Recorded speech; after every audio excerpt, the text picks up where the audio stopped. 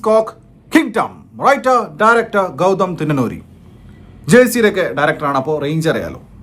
ഈ സിനിമയുടെ original score and music ചെയ്തിരിക്കുന്നത് അനിരുദ്ധ്.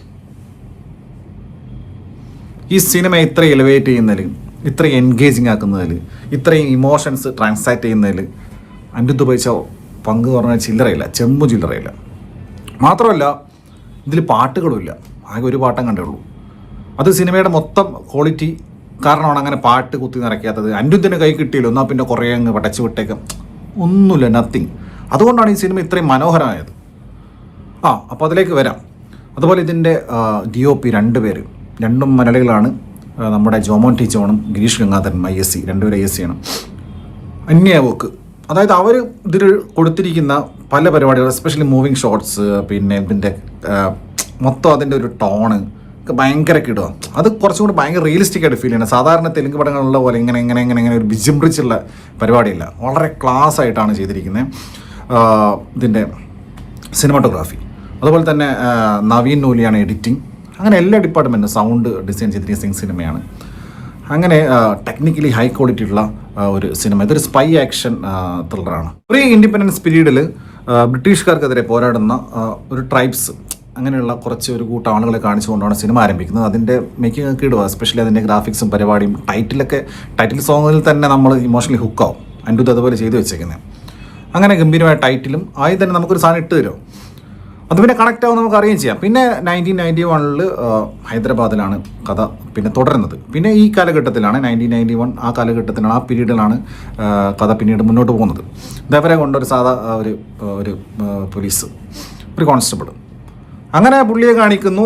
ആദ്യം പുള്ളിയുടെ ഒരു സീനൊക്കെ ഉണ്ട്. പുള്ളിയുടെ ക്യാരക്ടർ, പുള്ളി എത്രമാത്രം ബ്രേവ് ആണ്, പുള്ളി എത്രമാത്രം ബ്രില്യൻ്റ് ആണെന്ന് കാണിക്കുന്ന ഒരു സീനൊക്കെ ഉണ്ട്. അത് കഴിഞ്ഞ് പിന്നെ പടം ശ്രീലങ്കയിലേക്ക് പോവാണ്. ശ്രീലങ്കയിലേക്ക് പോയതിന് ശേഷം ഇദ്ദേഹത്തിൻ്റെ ബ്രദർ മിസ്സിങ്ങാണ്, ഇതവരെ കൊണ്ടേണ്ടത് കുറേ കാലമായിട്ട്. അങ്ങനെ ബ്രദറിനെ തേടി പോകുന്നത്, അതിൻ്റെ പിന്നിൽ കുറേ സ്പൈയും പരിപാടിയൊക്കെ ഉണ്ട്. ശ്രീലങ്കയിൽ എത്തിയതിനു ശേഷം നല്ല രസമാണ്. ശ്രീലങ്ക കാണാൻ ഭയങ്കര രസമാണ്. അവിടുത്തെ മാംഗ്ലൂവ്സും അതുപോലത്തെ ശ്രീലങ്കയിലെ ജയിൽ, അവിടെ ഒരു ഫൈറ്റ്. സത്യദേവ് കഞ്ചറാണയാണ് ഇതിലെ റോൾ ചെയ്തിരിക്കുന്നത്, അദ്ദേഹത്തിന് പിന്നെ ഏട്ടനായിട്ട്. പുള്ളിയെ നിങ്ങൾക്കറിയാം, കുറേ പടത്തിലുണ്ട്. കിടിലൻ നടനാണ് പുള്ളിയാണ്. നമ്മുടെ ചിരുഗാരുവിൻ്റെ തെലുങ്ക് ലൂസിഫറിൽ നമ്മുടെ വിവേക് ഒബറോയ് ചെയ്ത ബോബിയുടെ റോൾ ചെയ്ത് സത്യദേവാണ്.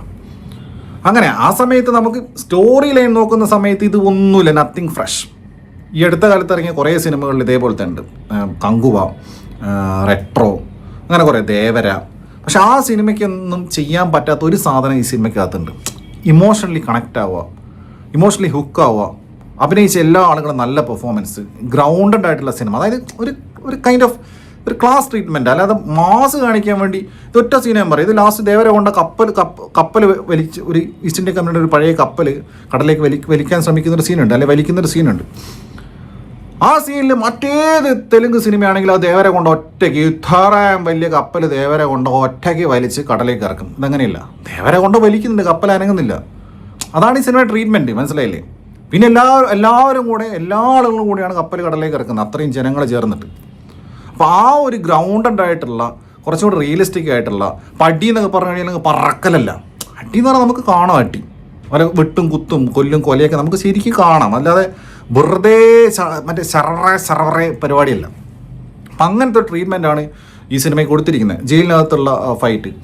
പിന്നെ ഞാൻ പറഞ്ഞില്ല, അതായത് കഥ ഫ്രഷ് ഇല്ലാത്തതുകൊണ്ട് തന്നെ പഴയ നസീർ ജയൻ കാലഘട്ടത്തിലുള്ള പിന്നെ അനിയ വീണ് കിടക്കുന്നവരെ അടിക്കരുന്ന് എൻ്റെ അച്ഛന് പറഞ്ഞിട്ടുണ്ട്.